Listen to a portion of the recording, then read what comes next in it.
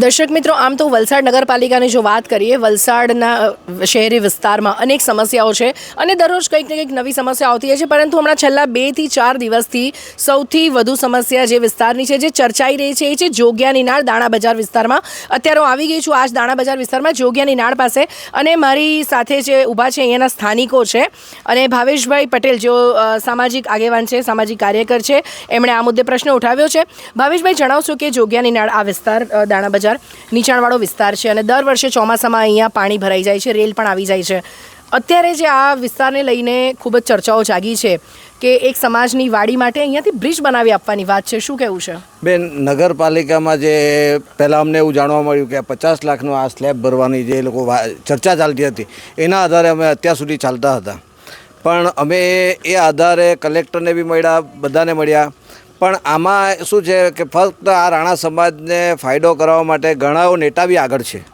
એટલે આની તો ખાસ તમારા ન્યૂઝથી હું જણાવવા માગું છું કે આની પૂરતી તપાસ થાય ને કોઈ અધિકારીઓ બી આમાં ઇન્ટરેસ્ટ લઈને, આ આદિવાસી વિસ્તાર છે અને આજુબાજુના જે વિસ્તારના જે રહેવાસી છે એ બહુ સામાન્ય છે કે એક ટાઈમ માંડ ખાઈ શકે એવા છે.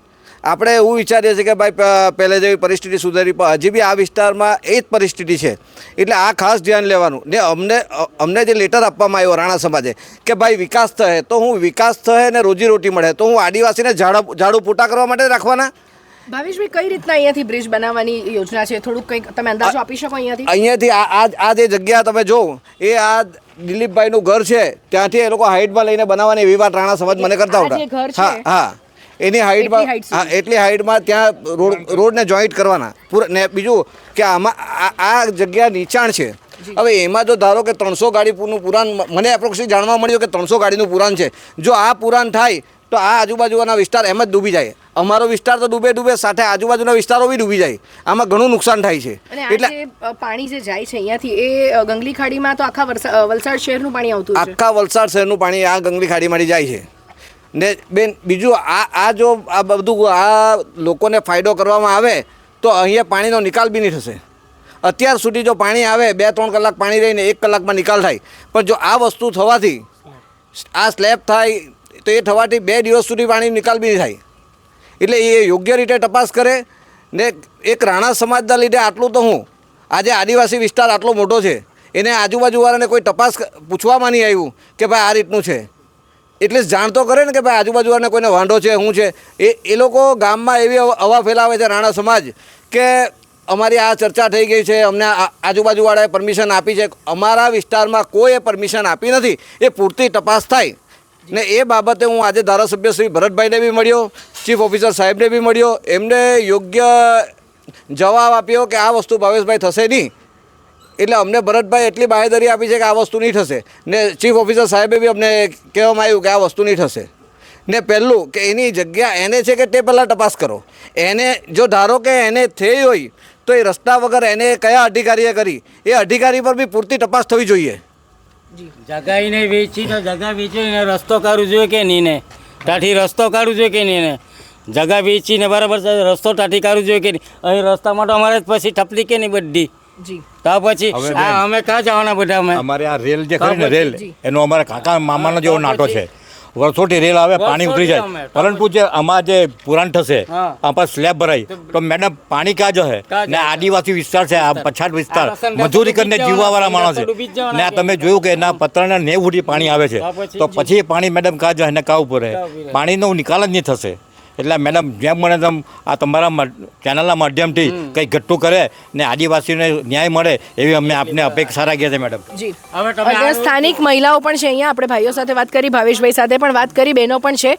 માસી, શું કહેશો? અહીંયા જે અમારા ઘર ડૂબી જશે એકદમ. અત્યારે તો થોડુંક પાણીમાં તો અડધું પાણું ડૂબી જાય. ચોમાસામાં કેવી પરિસ્થિતિ હોય છે તમારે ત્યાં? અમે તો બહુ આપડા કરે. અમે તો નાહવા પડે અડધી રાતના. અમારે તો કોની ઘેરે જાય? અમે બેહી રહે રસ્તા પાસે ને હવે. જી, એટલે આની કરે તો સારું, નહીં તો વધારે અટો પાણી આવવાનું, વધારે ડૂબી જવાનું. માસી, શું કહેવા માંગશો તમે? એવું જ પાણી ભરાઈ જાય. લંગડા માણસ ક્યાં જાય? જી, ક્યાં જવાના?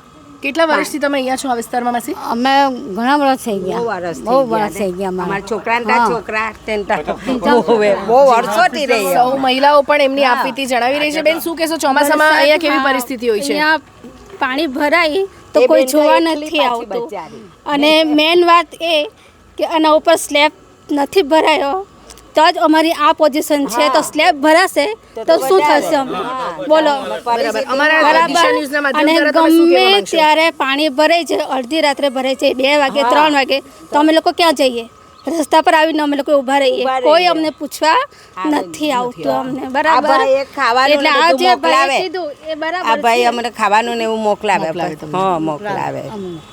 ચારે બાજુનું પાણી આવે. અન્ય સ્થાનિક પણ છે આપણી સાથે. શું કહેશો આપ આ સમગ્ર મુદ્દે? એના પર આ સ્લેબને બધું ભરાવા જ નહીં, બસ બીજું કાંઈ નહીં. બરાબર. ને ધર્મેશભાઈ, અત્યારે આ પાછળ ગંગલી ખાડીમાં જે કચરો આપણે જોઈ રહ્યા છે, કેટલી વાર વર્ષ દરમિયાન સાફ સફાઈ થાય છે? વર્ષમાં એક વખત સાફ થાય છે ને બી વર્ષમાં એકવાર એક માત્ર વર્ષ સાફ થાય છે ને જે જેસીબી લાવે, જેસીબી મશીન જે હોટીને જાય તા હોટીને ઊંડું કરી જાય.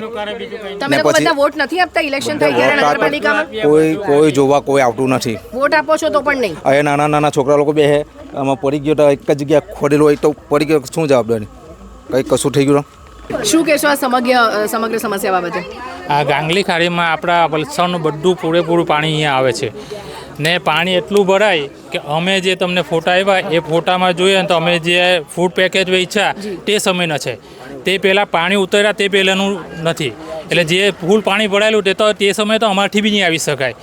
તો એટલું પાણી ભરાઈ જાય. આ જે તમને છાપડા દેખાય એ છાપડા અત્યારે પાણીમાં ખાલી ડૂબતા જ છે, પણ જો કદાચ વાડી બને તો આ છાપડા પછી દેખાય બી નહીં, ગલાઈ જ જાય કદાચ, એટલો ફોર્સ લાગે આ પાણીને. આજરોજ ભાવેશભાઈ ધારાસભ્ય ભરતભાઈ પટેલને અને નગરપાલિકાના ચીફ ઓફિસરને મળવા ગયા હતા અને એમણે બાંહેધરી આપી છે કે આ કામ થશે નહીં.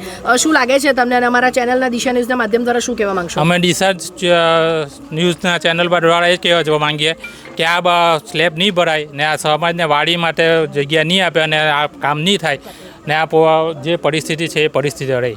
બાકી જો સ્લેબ ભરે ને વાડી જો બનાવે તો અમારે બધાએ ડૂબી જ જવું પડે, એમાં બીજો કોઈ પ્રશ્ન આવે નહીં. તો આ હતા અહીંયાના આ વિસ્તારના સ્થાનિક રહીશો અને ભાવેશભાઈ પટેલ જેઓ સામાજિક આગેવાન છે, સામાજિક કાર્યકર છે. અને જેમ અહીંયાના બહેનોએ કીધું કે પૂર આવે છે ત્યારે માત્ર ને માત્ર ભાવેશભાઈ એમની ટીમ સાથે અહીંયા આવે છે એમને જોવા માટે, મળવા માટે અને ફૂડ પેકેટ ને પાણી જે બી કંઈ દૂધ એની વ્યવસ્થા એવું કરતા હોય છે. પરંતુ દર્શક મિત્રો, જે વાડીની વાત કરી કે અહીંયા પાછળ સમાજની વાડી છે, રાણા સમાજની વાડી, અને એમને બ્રિજ અહીંયા બનાવી આપવાની જે વાત છે અને જે આ ઘર બતાવ્યું અહીંયા ભાવેશભાઈ કે આ ઘર સુધી એ લોકો પુરાણ કરીને કરવા માંગે, તો વરસાદમાં જો આ પરિસ્થિતિ છે, જે દ્રશ્યો આપે જોયા ને અત્યારે પણ સ્ક્રીનમાં બાજુ પર જોઈ શકો છો કે જ્યારે ચોમાસામાં રેલ આવે ત્યારે આ વિસ્તારની શું પરિસ્થિતિ હોય છે. અને આજ રોજ જ્યારે ભાવેશભાઈ ધારાસભ્ય ભરતભાઈ પટેલને મળ્યા અને નગરપાલિકાના ચીફ ઓફિસરને મળ્યા ત્યારે ત્યાંથી તેમને બાંહેધરી મળી છે. ભાવેશભાઈ, લેખિતમાં બાંહેધરી મળી કે મૌખિક? લેખિતમાં મળી છે. તો ખૂબ જ સરસ વાત કહેવાય કે ધારાસભ્યશ્રીએ બી આ બાબતમાં રસ દાખવ્યો છે ને ધારાસભ્ય લેટર બી આપ્યો છે કે ભાઈ યોગ્ય તપાસ કરીને નિર્ણય લેવો. જી. તો હવે આ જે દર્શક મિત્રો સમગ્ર સમસ્યા છે એનો શું ઉકેલ આવે છે, શું અહીંયા બ્રિજ બને છે કે નથી બનતો, એ બાબતે આપણે સૌ કોઈ રાહ જોઈશું. અને બીજી એક મહત્ત્વની વાત હું આ મેટર સાથે કરી દઉં કે જોગિયાની નાળમાં ભાવેશભાઈ ગંગલી ખાડી પર જે સાફ સફાઈ થવી જોઈએ વર્ષમાં માત્ર એક જ વાર થાય છે. શું કહેશો? હા બેન, વર્ષમાં એક જ વાર સફાઈ થાય છે, તે બી પ્રોપર સફાઈ થતી નથી. એ સફાઈ ખરેખર એનું જે મોડું હોય ને ત્યાંથી સાફ કરવાનું હોય છે, પણ ત્યાં કોઈ જતું જ નથી, અધિકારીઓ બી જઈ જ નથી શકતા. ખરેખર જો એ સફાઈ થાય ને તો અહીંયા ઘણું પાણી ઓછું આવે બેન. જી બેન, અમારે તો એટલું કહેવાનું કે અહીંયા તો આ વાડી બનવી જ નહીં જોઈએ, કારણ કે આ શક્ય જ નથી. નહીં તો અમારી પરિસ્થિતિ તો એકદમ ગંભીર જ થઈ જાય. અમારે ઊંચા વિસ્તારમાં જવાનું હોય તો બી નહીં જઈ શકાય, અમારે તો ડૂબી જ જવાનું આવે. એટલે આ જે વાડીની જે વાત છે એ સંપૂર્ણ બંધ જ થાય, એનો પ્લાન પાસ જ ન થાય એવું થવું જોઈએ. જી. તો આ અહીંયાના રહીશોની વ્યથા છે. અને દર્શક મિત્રો, એક વાત હું મહત્વની અહીંયા કરી દઉં, આ વિસ્તારની સાથે વલસાડ શહેરના અનેક વિસ્તાર એવા છે કે જ્યાં પ્રી મોન્સૂનની કામગીરીના નામે માત્ર મીંડું જોવા મળે છે અને પ્રી મોન્સૂનની કામગીરી માત્ર કાગળ પર જ જોવા મળે છે. હવે થોડા જ દિવસો બાકી છે ચોમાસું આવવાને, વરસાદ આવવાને, ત્યારે વલસાડ નગરપાલિકા દ્વારા કડકમાં કડક કામગીરી થાય.